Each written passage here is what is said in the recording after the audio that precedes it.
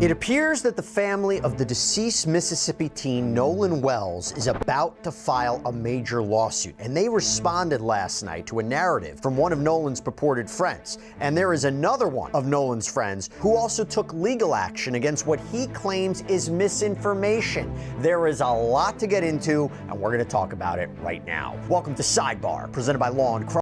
An 18-year-old college football player goes to a barrier island for a 4th of July holiday weekend. Simple, right? One boat trip, some friends, nothing unusual. Except he never comes back. But here's what's eating at me. And I need you to feel this before I go any further. Nobody can agree on how it happened. Not the friends. Not the family. Not the investigators who still haven't released a single official cause of death. 2 months. Let that sink in. Nolan Wells disappeared on July 4th, 2026, off the coast of Mississippi. His body was found 2 days later. And the details, they keep changing. The story keeps shifting. Every time we think we know what happened, someone comes forward and contradicts the last person. That's not how innocent situations work. That's not how transparent investigations work either. Let me take you back to the beginning. It's a holiday weekend. Hundreds of people are heading out to Horn Island, a barrier island off the Mississippi coast where you can only get there by boat. No cell service. No witnesses except whoever's standing next to you. Nolan was there with a group of friends.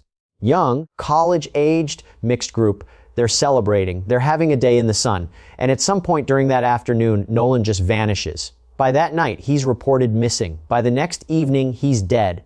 Found in the water. Massive search, and they find him. But when they do, nobody wants to talk about him. So remember what we're talking about here. 18-year-old Nolan Wells, right? From Ocean Springs, Mississippi, was a college student, football player. July 4th weekend, he went with a group of friends to Horn Island, this barrier island off the Mississippi coast. It's remote, right? It's no commercial development there. You can only access it through a boat. And at some point, he disappeared. He was reported missing that night. A massive search was launched. And 2 days later, on July 6th, his body was found in the island. But what happened to him remains a question that no one seems. What they actually saw. So here's the mystery I need to ask you about. If all these friends were right there, if there were supposedly over 20 people across multiple boats, how does an 18-year-old disappear in front of everyone and nobody sees anything? Nobody has a video. Nobody has a clear story. Not one person can point to exactly what happened or where he went. How is that possible? The family hired a medical examiner, their own autopsy. And you know what they found? Inconclusive. Because of death, undetermined. Now, normally when you get an inconclusive result, you assume it's because the body's been in water. It's decomposed. The evidence is unclear. That's what you'd think. But there's something else. There's a red discoloration on the back of his head and neck. That detail, that specific detail keeps showing up in conversations, and nobody official will explain what it means. Is it from decomposition? Is it from blunt force trauma? Is it from something else entirely? And why isn't anyone giving us a straight answer? Let me tell you what's happening behind the scenes, because this is where it gets worse.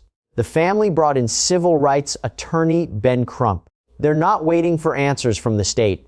They're doing their own investigation. They're filing subpoenas for phone records, social media accounts, location data, everything. They're issuing preservation letters to the friends' families warning them not to destroy evidence. And you know what that usually means. A lawsuit is coming, a wrongful death lawsuit, because the family doesn't trust what the official investigation is telling them. Now enter the friends. Specifically, one friend who came forward and said publicly on YouTube that he was Nolan's best friend since 9th grade. But the family said they didn't even know who this person was. How do you not know your son's best friend? Think about that. Think about what that actually means.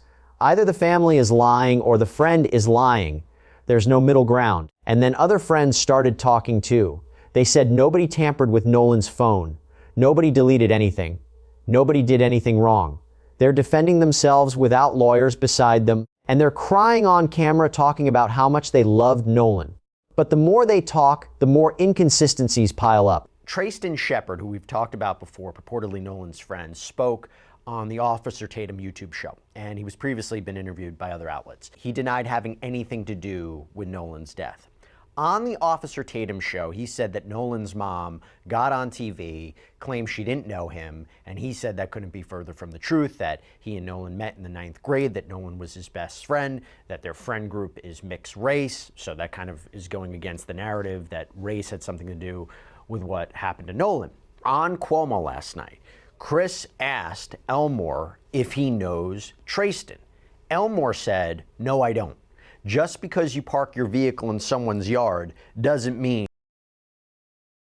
There's a girl that Nolan was apparently interested in, a girl who might have been on a different boat, a girl whose identity and whereabouts during the crucial moments nobody can seem to pin down. There's also the boat that was supposedly taking on water. The reason Nolan didn't get on it, the reason he apparently stayed behind or got on a different boat or did something else entirely.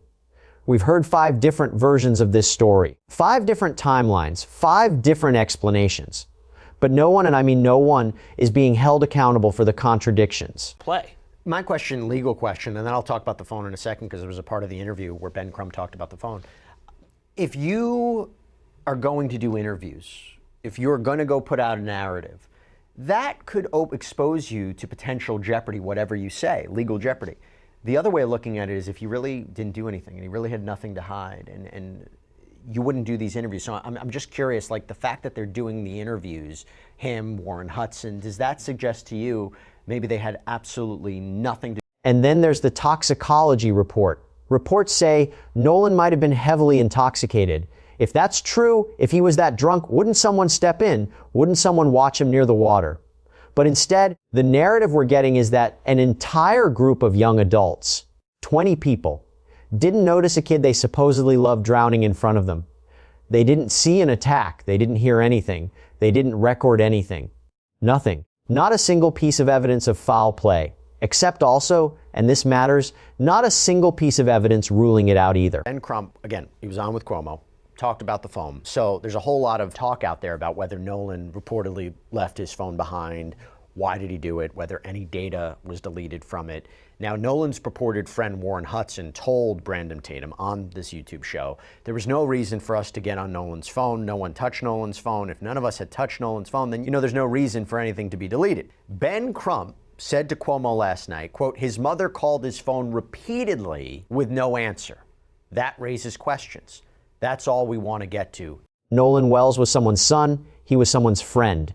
He was a kid who had his whole life ahead of him. He was real. This wasn't a story. This was a person. And right now, his mother is being harassed online. His friends are being publicly accused of murder. His community is fractured. People who had nothing to do with what happened are receiving death threats, having their addresses posted online, their photos shared, their families targeted.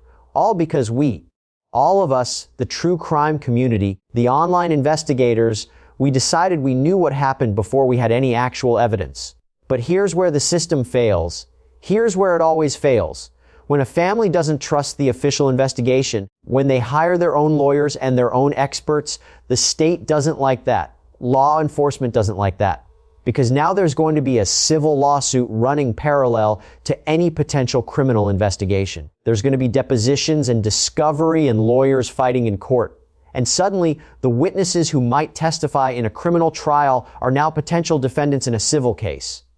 Their credibility gets questioned. Their motives get attacked. Aren't you being sued? Don't you have financial incentives? The whole investigation gets muddied. The whole process gets contaminated. The system protects itself, not the truth. And we're back to that red discoloration. That mystery on Nolan's neck, that detail that nobody official will explain. 2 months later, and we still don't have a cause of death. We still don't have answers. We still don't know if this was an accident or something else. The family doesn't trust the state. The friends are lawyering up. The online community is tearing people apart. And meanwhile, Nolan Wells is still dead, and nobody can tell his mother what actually happened to her son. Threats. Christine, again, Nolan's mom, has reportedly been harassed. Bad reviews being posted at her workplace, threatening messages, harassing mail. First of all, are you surprised to see this in today's day and age, our true crime space? And number two, what is the line? What is the First Amendment free speech line versus, you're crossing into legal liability? Well, death threats are illegal. Yep. Threats of violence, illegal. Extortion is illegal. And we see this now so often. This is part of our culture, sadly. And we saw this in the Karen Reed case, where you have the family of the victim, you have people in the house, innocent people, who to this day are badmouthed and harassed and threatened. And I don't understand how we've gotten here. The internet makes any keyboard commando in their mother's basement a very brave, courageous person until they go out in public. And then they would never say to your face what they would say behind your back on a computer keyboard on the anonymity of the internet. So we're seeing this more and more, and it should be held accountable. And that's why I think defamation lawsuits can be used in this context. But they're tough because if you're dealing with a public figure, you've got to prove what's called actual malice. Here, these plaintiffs are not public figures. These friends of Nolan Wells are not public figures. They will have an easier time winning a defamation lawsuit. So I'm asking you, what are we missing? What detail is being held back? Why can't we get a straight answer about that red discoloration?